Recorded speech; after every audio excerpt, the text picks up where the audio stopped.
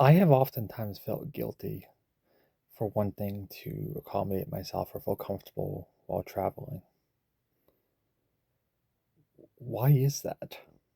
For the longest time, I thought I was being extra, wanting quieter hotels, doing airport lounges, upgrading my seat, doing what?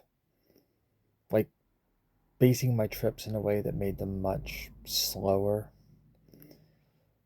Oftentimes being comments like, if I tell someone about must be nice, that you can afford to not have to jam everything in.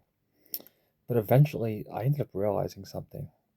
A lot of this neurotypical people would see as luxury, but it was nothing short of regulation.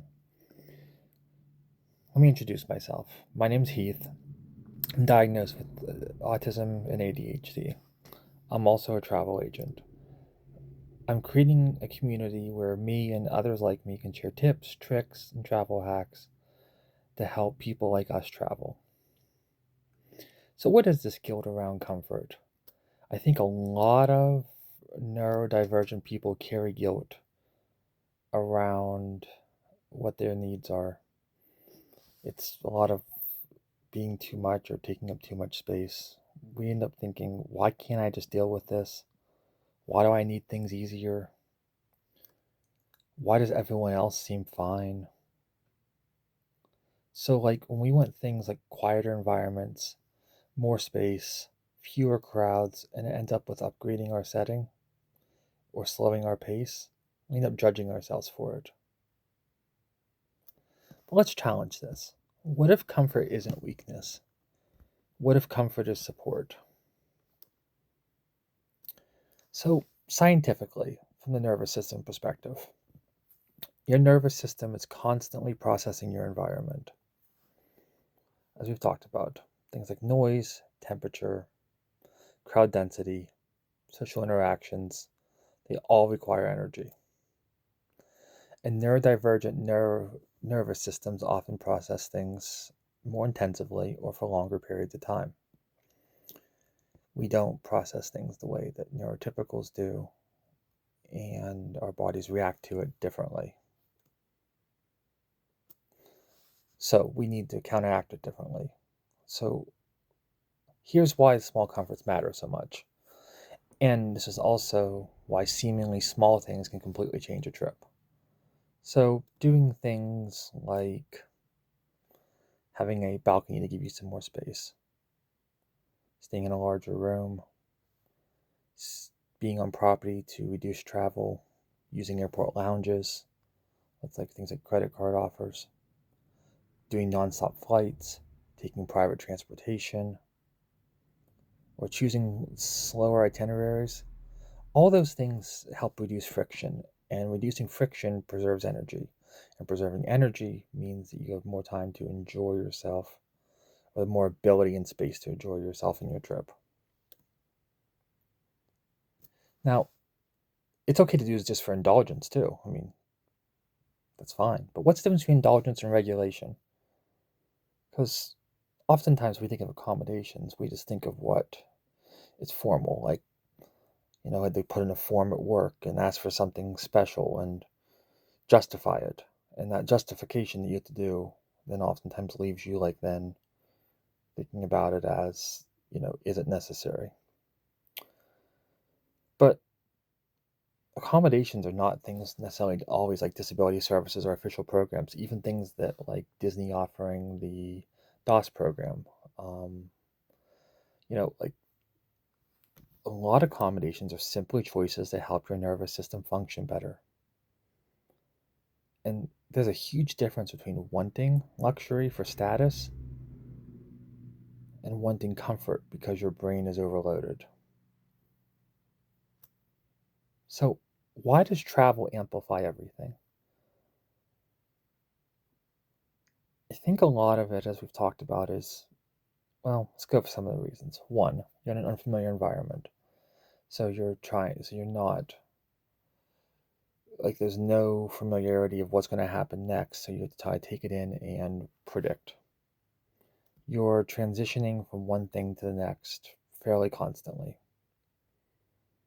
Because you're not sure what's happening, the third thing would be you'd have a lot of decisions. And a lot of this would then lead to our fourth and final thing of sensory input. And when discomfort gets added to on top of all of that, not being quite sure what to do, your nervous system starts burning through the energy you have very quickly.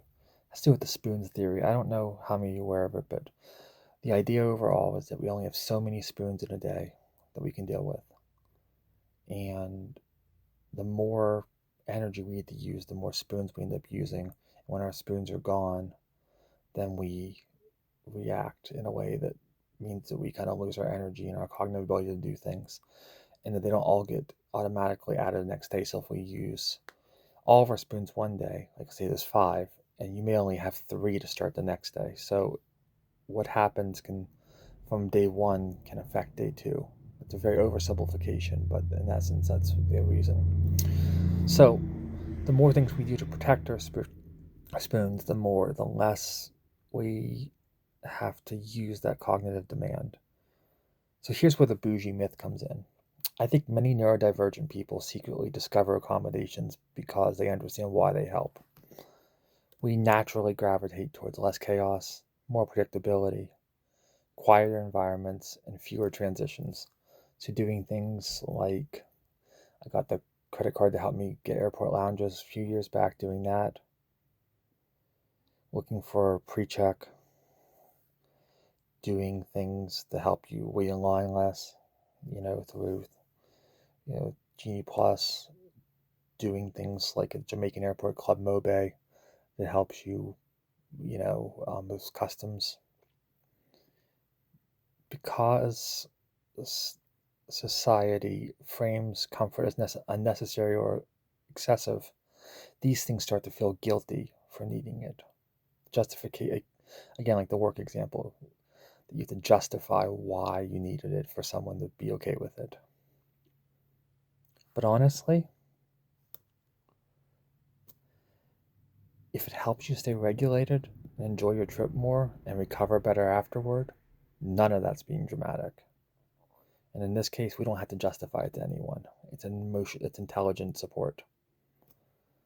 So, like, for me, that's one of the biggest mind shifts is that you don't need to earn it. You don't get an extra badge for suffering. So you don't have to ask how much you tolerate.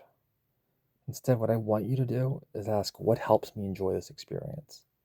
Even if it feels dumb. If it feels dumb, but it works, it's a good thing. And it's not dumb. So, permission. Do slower mornings.